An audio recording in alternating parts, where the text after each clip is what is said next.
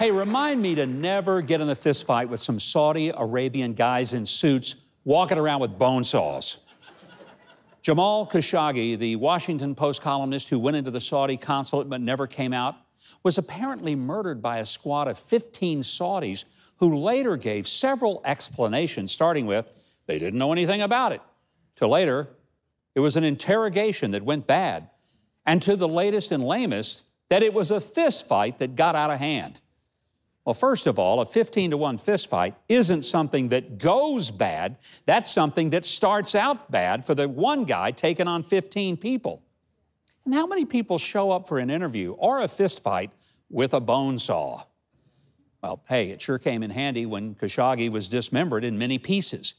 And another strange piece, probably a bad choice of words, is how the 15 guys captured on surveillance video ended up leaving the building wearing the suit that Khashoggi wore when he entered.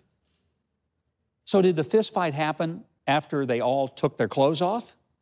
Because it's kind of hard to cut a guy to many parts and not mess up his suit unless he isn't wearing it anymore. So the question becomes, how does the U.S. and the rest of the world respond to this? The Saudis promised they'll get to the bottom of it. Oh, sure. And OJ is going to find Nicole's killer. Governments do some pretty nasty things to people, but when they get caught, they have to pay a price. We're about to sell them over $100 billion, that's right, $100 billion worth of military hardware. Do we cancel the sale? Seems like we have to.